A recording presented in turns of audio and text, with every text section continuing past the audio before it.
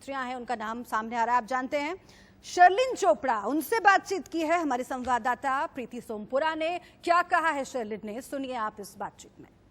अब TV industry का drug का नेक्सस सामने आ गया। इस बारे में हम बात करते हैं शर्लिन चोपड़ा से। आपने बहुत सारे खुलासे जो है ड्रग के नेक्सस को लेकर किया है। अब ये सामने आ गया है ना सिर्फ मॉडलिंग इंडस्ट्री बल्कि टेलीविजन इंडस्ट्री में भी जो है ड्रग्स का इस्तेमाल होता है। ये तो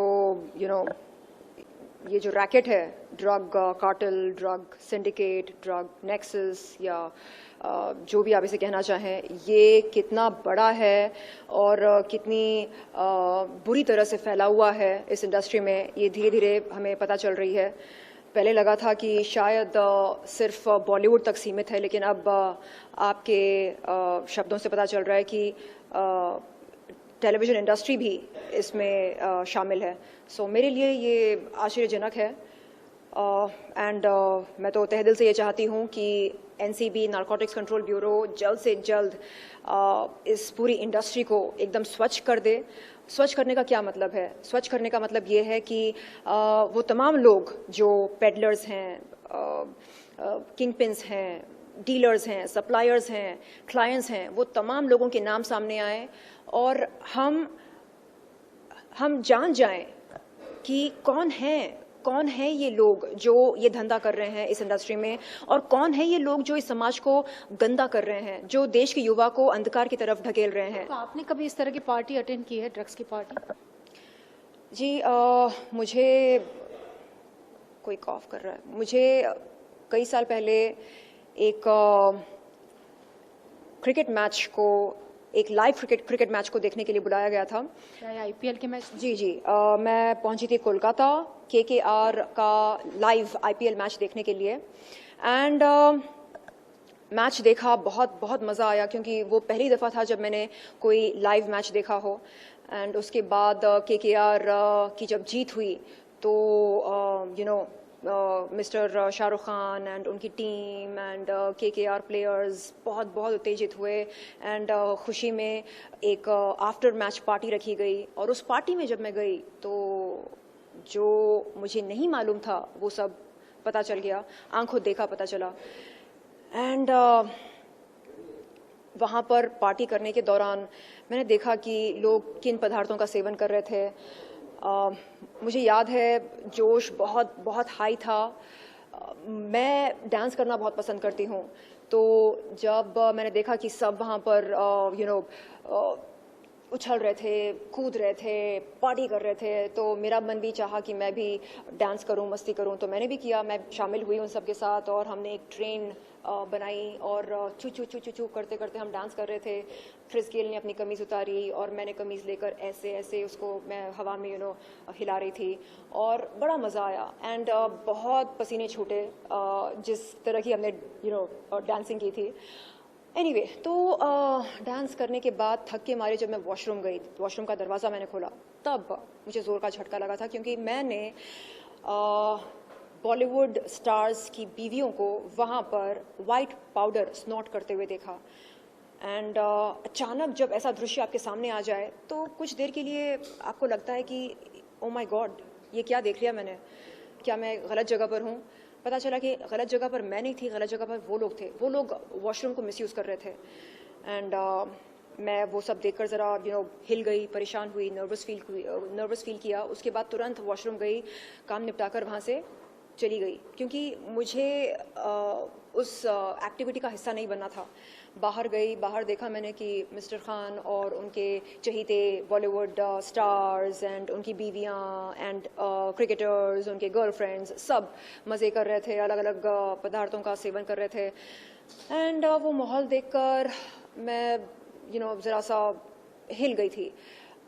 एंड तब मैंने डिसाइड किया कि चलो पार्टी वार्टी हो गया, नाच लिया, मज़े ले लिए, कर लिए, जो भी करना था हो गया। अब निकलते हैं यहाँ से क्योंकि मुझ में हिम्मत नहीं थी कि मैं उन पदार्थों का सेवन करूँ। And I am grateful to the almighty, to the universe की मुझ में वो हिम्मत नहीं है, गलत काम करने की हिम्मत नहीं है। कौन से साल की बात कर रही है आप? जी ये कई साल पहले की बात है।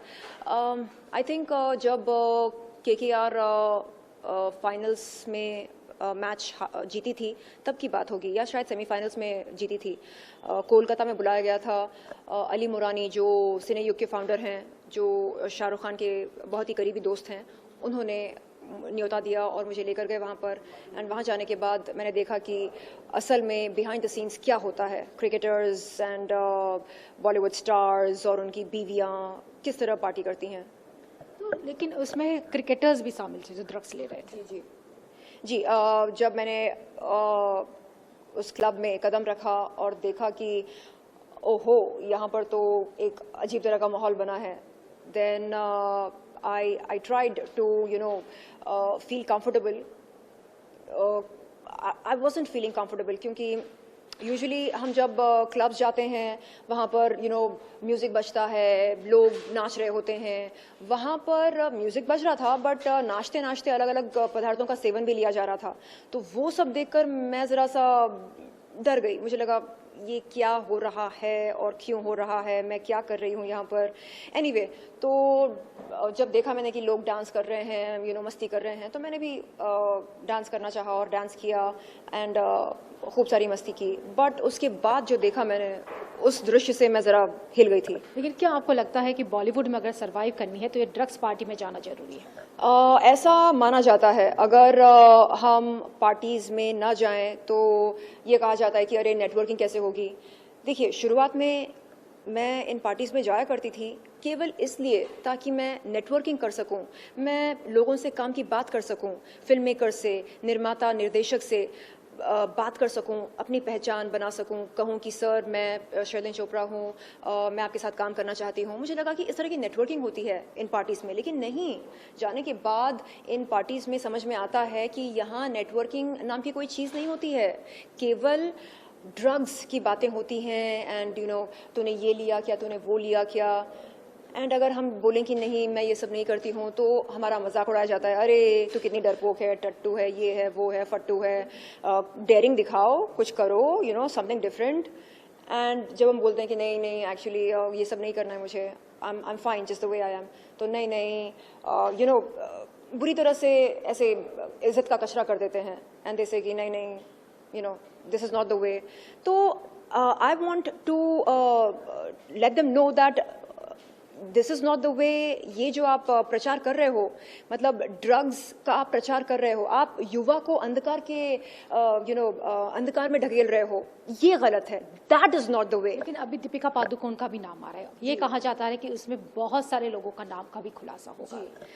देखिए, इन लोगों को क्या लगता है, इन लोगों को लगता है कि दिस इज़ कूल, ये स्वैग है, ड्रग्स लेना एंड चरस, गांजा लेना, cocaine, LSD, MDMA, magical mushrooms and ecstasy, God knows और क्या क्या किस्म और किस किस्म की ड्रग्स मौजूद हैं इस दुनिया में, स्नेक पॉइजन वगैरह वगैरह जो भी है।